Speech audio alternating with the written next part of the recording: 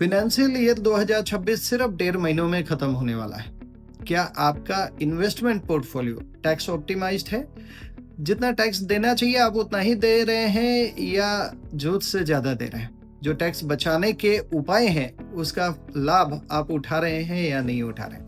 देख ले, last year 12 lakh रुपए का एक क्राइटेरिया चुन लिया गया।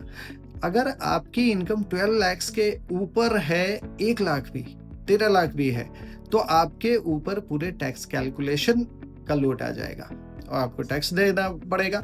मगर आपने अगर अपनी इनकम 12 लाख के अंदर समेट ली तो आप पूरा का पूरा टैक्स फ्री हो सकते हैं। इसके लिए जरूरी है कि जो उपाय हैं, जो लीगल तरीके हैं, उसका इस्तेमाल आप करें। आप देखिए, 2 प्रकार की इनकम होती है, एक एक्टिव इनकम, एक पैसिव इनकम। एक्टिव इनकम में आपकी सैलरी आ गई, आपका पेंशन आ गया।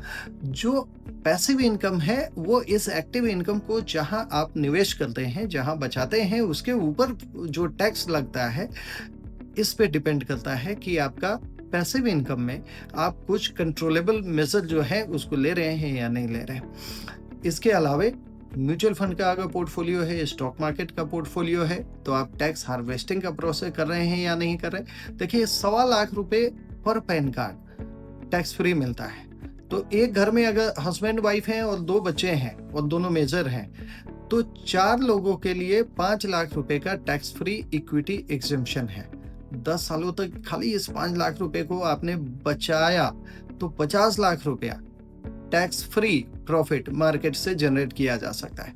ज्यादातर लोग इसको मिस कर जाते हैं। टैक्स अभी ना लगे इसलिए बेचते नहीं है और इकट्ठा एक दिन जब बेचते हैं तो पिछले 10 सालों का टैक्स लग जाता है। क्या तरीका है? सही तरीका है अपने टैक्स को बचाने के लिए। अगर आप एक बिजनेसमैन हैं या कंसल्टिंग का काम कर रहे हैं तो जीएसटी रिलेटेड कोई भी क्वेरी है या किसी कंपनी का नया रजिस्ट्रेशन करवाना हो, इसके रिलेटेड आपने बातचीत करनी हो, या कोई प्रॉपर्टी बेचा है उस पर टैक्स कैलकुलेशन करना हो, या आपके बाल बच्चे अगर एनआरआई हैं, यूएस में है, कनाडा में है, मिडिल ईस्ट में है, यूके में है, तो उनके भारत की इन्वेस्टमेंट के ऊपर क्या टैक्स लगेगा, इन सारी बातचीत को करने के लिए सैटरडे हम एक सेमिनार कर रहे हैं जो ग्रेटर नोएडा में AWHO सोसाइटी के क्लब हाउस में होगा, JVI क्लब में। आप इसको लाइव टेलीकास्ट भी देख सकते हैं और आप वहां पे आके हमसे अपने सवाल पूछ सकते हैं।